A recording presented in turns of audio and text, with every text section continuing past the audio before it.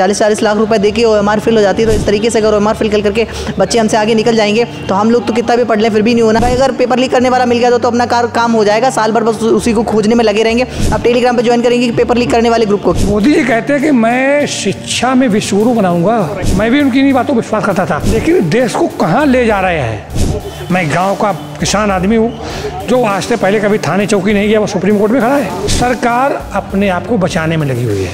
साला खपला किस स्तर से हो रहा है पता ही नहीं चल रहा है। वो न्याय करेगा, अन्यायी बन के बैठा हुआ है। जिस तरीके से एक टाइम पर हर कोई मोदी मोदी चिल्लाते था बच्चा भी, आज वो नीट की बात करता है। जितने भी क्लूज हैं उनको अगर मिटा दें तो हम कहाँ से प्रूव कर पाएंगे उन चीज़ों को। देखिए डर तो रहता है हमारा हर चीज़ का, क्योंकि हमारे फ्यूचर का सवाल है। और उसने लोगों से कहा कि आप अपनी OMR ब्लैंक छोड़ के आइए, मैं आंसर भरवा दूंगा। धरती पे रूप माँ बाप का एक विधाता की पहचान है, तो आज जो CGI के परमेश्वर हैं वो हमारे लिए विधाता हैं। अब तो ये स्पष्ट है कि NTA भ्रष्ट है।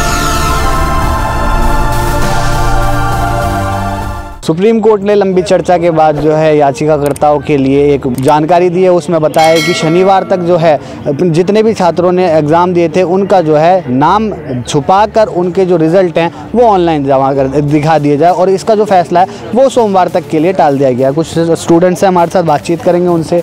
आप स्टूडेंट हैं भैया, क्या नाम है आपका? हर्ष दुबे।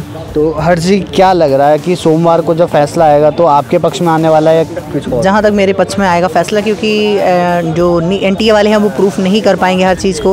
वो 24,000 बच्चों का डाटा नहीं दे पाएंगे, वो नहीं प्रूफ कर पाएंगे कितने बच्चे बेनिफिशियर्स हैं, क्योंकि बेनिफिशियर्स बहुत सारे हैं जिनको अभी तक कैटेगराइज नहीं किया गया है। बहुत सारे लोगों को OMR फिल करेगी, मतलब उनको पेपर रटने की भी जरूरत नहीं है। मतलब जो पेपर है कम से कम किसी को अगर पेपर दे दिया गया कम से कम उसे 200 क्वेश्चन तो याद करने पड़ेंगे, लेकिन कुछ बच्चे ऐसे हैं जिन्होंने वो क्वेश्चन भी याद नहीं किए हैं। सिर्फ वहाँ बैठे रहे, नाटक करते रहे, पेपर सॉल्व करने का बाद में उनकी OMR फिल हो जाती है। 40-40 लाख रुपए देके OMR फिल हो जाती है। तो इस तरीके से अगर OMR फिल करके बच्चे हमसे आगे निकल जाएंगे तो हम लोग तो कितना भी पढ़ लें फिर भी नहीं होना। अभी तक हमारा ये भरोसा था कि फिजिक्स केमिस्ट्री जूलॉजी बॉटनी पढ़ेंगे तो अपना हो जाना है, लेकिन अब वो भरोसा टूट रहा है, क्योंकि बच्चे ढूंढने लग जाएंगे चीटर्स को, बच्चे ढूंढने लग जाएंगे OMR फिल करने वाले को, बच्चे ढूंढने लग जाएंगे पेपर लीक करने वालों कि भाई अगर पेपर लीक करने वाला मिल गया तो अपना काम हो जाएगा, साल भर बस उसी को खोजने में लगे रहेंगे।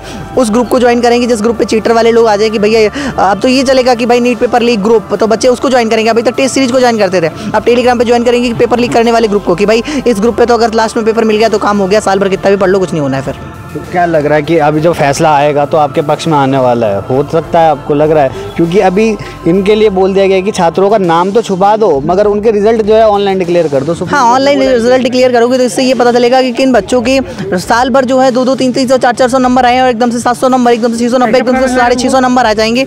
तो ये इस तरीके के भी तो बच्चे हैं। अगर नाम छिपा के देंगे फिर तो कैसे, हाँ, कैटेगराइज कैसे कर पाएंगे? हम तो इसीलिए मांग रहे हैं ताकि पता तो चले कौन बच्चे के कितने नंबर साल भर आए और एकदम से लास्ट में कितने नंबर आए हैं।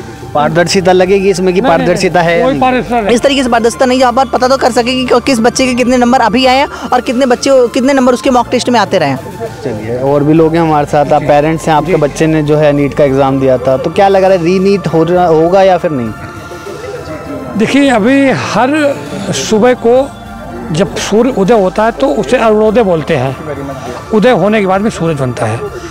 अरुणोदय की हल्की सी लालिमा की उम्मीद जगी है। बहुत लोग कहते हैं कि बड़ा खुशी है, बड़ा अच्छी तरफ जा रहा है, क्योंकि मुझे बहुत कम भरोसा है।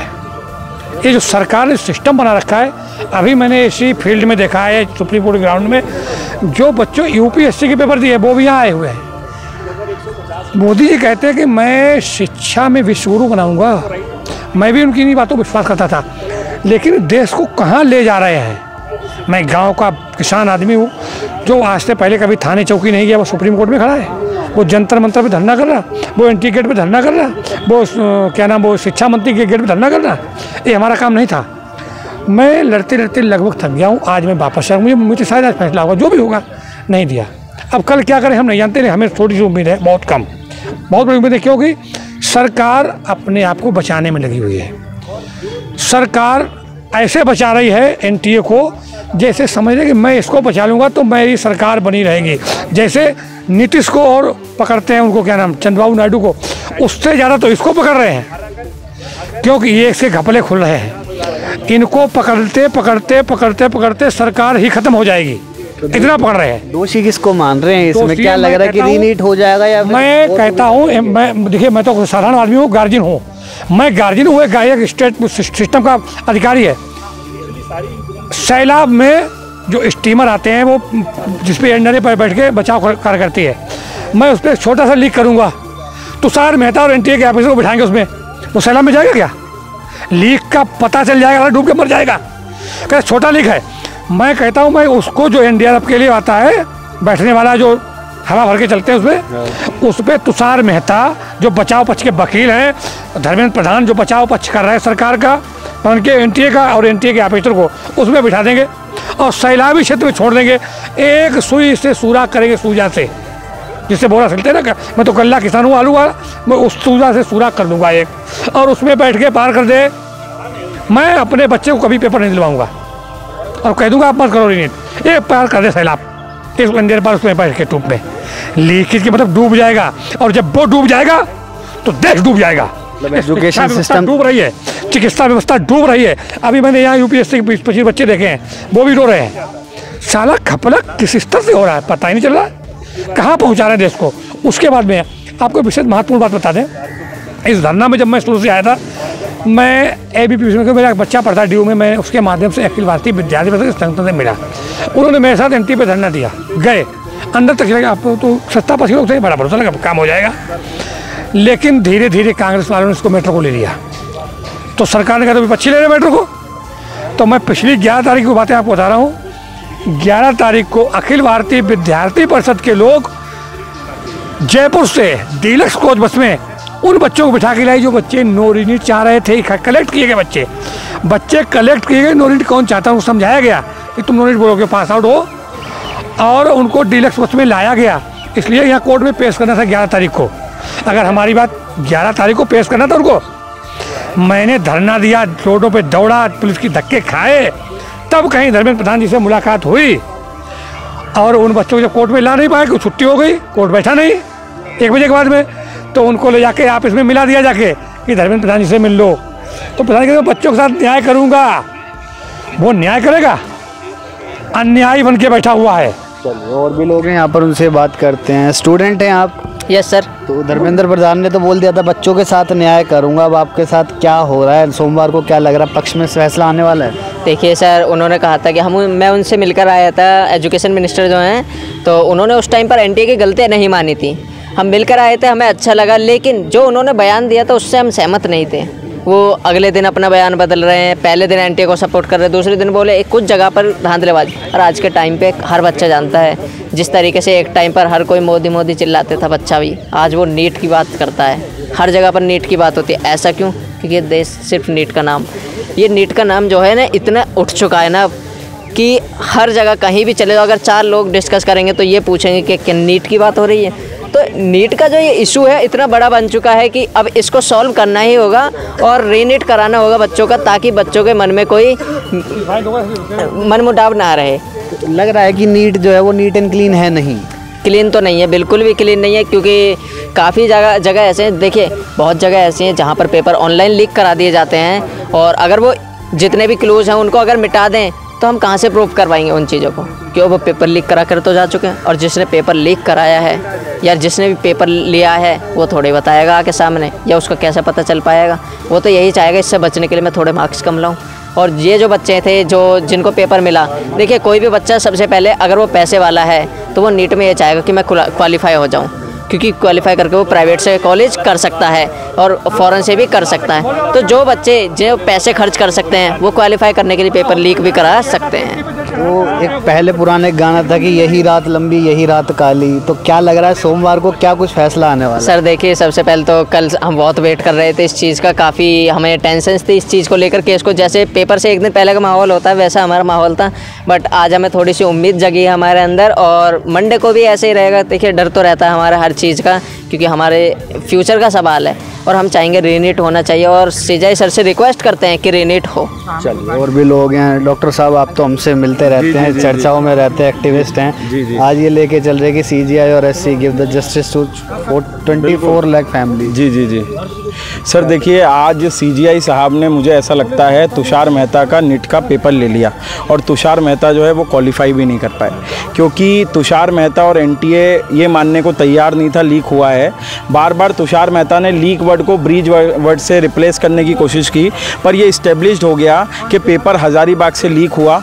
पंकज कुमार नामक व्यक्ति एनटीए के ट्रंक से पेपर निकालता है, राजकुमार उसकी हेल्प करता है। बाद में रॉकी भैया जो राजीव रंजन नामक व्यक्ति है मुखिया गैंग का, पटना में पेपर पहुंचता है और वहां एम्स पटना के डॉक्टर से वो पेपर सॉल्व करवाया जाता है और बाद में वो पीडीएफ फॉर्म में बाकी जगह सर्कुलेट होता है। हमारे वकीलों ने गोधरा की भी बात की, जिसमें जो सेंटर का वहाँ पर इंचार्ज है उसका नाम भी तुषार है। उसने 30-32 लोगों से 60 लाख रुपये कैश लिए और बाद में पोस्ट डेटेड चेक भी लिए उसने, और उसने लोगों से कहा कि आप अपनी ओएमआर ब्लैंक छोड़ के आइए, मैं आंसर भरवा दूंगा। तो कैसे पॉसिबल है कि फिजिक्स, केमिस्ट्री, बॉटनी, जूलॉजी के आंसर की वो भर देगा? इसका मतलब जो हज़ारीबाग और पटना का पेपर था वो गोधरा भी पहुंच गया। और ईओयू पटना की बात सीजीआई साहब ने एंड में बोली कि मुझे ईओयू पटना की रिपोर्ट चाहिए, और वहाँ पे अनुराग यादव का ऑन रिकॉर्ड बयान है। एनएच साहब, खान साहब ने बड़ा अच्छा काम किया, ईओयू पटना के एडिशनल सेक्रेटरी जो थे, उसने कहा है कि 4 तारीख को रात को मेरे को पेपर मिला, आंसर की मिली, और यही पेपर 5 तारीख को मेरे को एग्जाम में मिला। तो मुझे पूरा भरोसा। और एक और आप बार बार सवाल पूछ रहे थे कि जो डाटा मांगा गया उसके पीछे क्या है। डाटा मांगने का मेन कारण ये है कि हमारे वकील काफ़ी वक्त से एनटीए से डाटा मांग रहे थे, क्योंकि जो डाटा है बच्चों का 23 लाख बच्चों का वो सिर्फ एनटीए के पास है। तो अब डाटा से ये पता चलेगा कि किस सेंटर से कितने बच्चों का सिलेक्शन हुआ है। नाम कभी भी नहीं दिया जाता, हमेशा रोल नंबर ही दिए जाते हैं। तो शनिवार तक ये डाटा क्लियर होगा और मुझे लगता है मंडे को एक ऐतिहासिक फैसला होने जा रहा है। और चाहे 23 लाख बच्चों के लिए रीनीट हो, चाहे 1,08,000 बच्चों के लिए रीनीट हो, बट माननीय न्यायालय, माननीय सीजीआई साहब रीनीट करने जा रहे हैं, ऐसा मुझे इंट्यूशन आने अब लगा है। शनिवार को बोला गया है कि बच्चों की जो है आइडेंटिटी छुपाई जाए और उनके जो रिजल्ट हैं वो डिक्लेयर कर दिए जाएं, सुप्रीम कोर्ट का ऑर्डर। बिल्कुल अच्छी बात तो क्या लग रहा है इसमें, ये चीज़ में पारदर्शिता होगी या नहीं? पारदर्शिता इसलिए होगी, आप समझिए, एक्चुअली 23,33,000 बच्चों का डाटा सिर्फ एनटीए के पास है, सुप्रीम कोर्ट के पास भी नहीं है और ना हमारे वकीलों के पास है। तो अगर सुप्रीम कोर्ट ने कहा है कि नाम छुपा के आप उसको अपनी वेबसाइट पर डालिए, तो सेंटर वाइज जब डलेगा तो पता चलेगा पटना में पेपर लीक हुआ, हजारीबाग में हुआ, गोधरा में हुआ, इलाहाबाद में हुआ, महाराष्ट्र में हुआ, तो सवाई माधोपुर राजस्थान में हुआ, दिल्ली में हुआ, तो उन सेंटरों को चिन्हित करेंगे हमारे वकील कि हाँ इन सेंटरों से नॉर्मल से ज़्यादा सिलेक्शन हुए। तो बिल्कुल ये एक पॉजिटिव चीज़ है मेरे हिसाब से। तो क्या लग रहा है मंडे को जो फैसला आने वाला है, मंडे को जो चर्चा होगी, आज भी लंबी चर्चा चली, उसके बाद जाके ऐसा फैसला हुआ, तो मंडे को क्या लग रहा है कि रीनीट होगा? क्योंकि कई लोग जो ऐसे भी हैं जो रीनीट के खिलाफ खड़े हुए। देखिए, आप ही के सवालों की तरह मैं जवाब दूंगा कि ये तो सच है कि भगवान है, धरती पे रूप माँ बाप का एक विधाता की पहचान है। तो आज जो सीजीआई के परमेश्वर हैं वो हमारे लिए विधाता हैं। सोमवार को भोले जी का दिन है, पहला सावन सोमवार है। मुझे पूरा भरोसा है सीजीआई साहब ऐतिहासिक फैसला देने जा रहे हैं और 24 लाख अभ्यर्थियों को जस्टिस देने जा रहे हैं, क्योंकि सुप्रीम कोर्ट ने पहले दिन से कहा है कि 0.01% भी धांधली हुई है तो हम अभ्यर्थियों के साथ अन्याय नहीं होने देंगे। और अब तो ये स्पष्ट है कि एनटीए भ्रष्ट है। तो एनटीए को भी भ्रष्ट बताया गया। अब देखने वाली बात ये होती है कि आने वाला जो सोमवार है, सावन का पहला सोमवार, क्या कुछ रंग लेके आता है? क्या स्टूडेंट्स की जो है जीत होती है या फिर कुछ और रास्ता निकलता है? ये देखने वाली बात रहती है। फिलहाल के लिए बस इतना ही। कैमरा पर्सन विशाल के साथ मैं अभिषेक, दैनिक खबर लाइव, दिल्ली।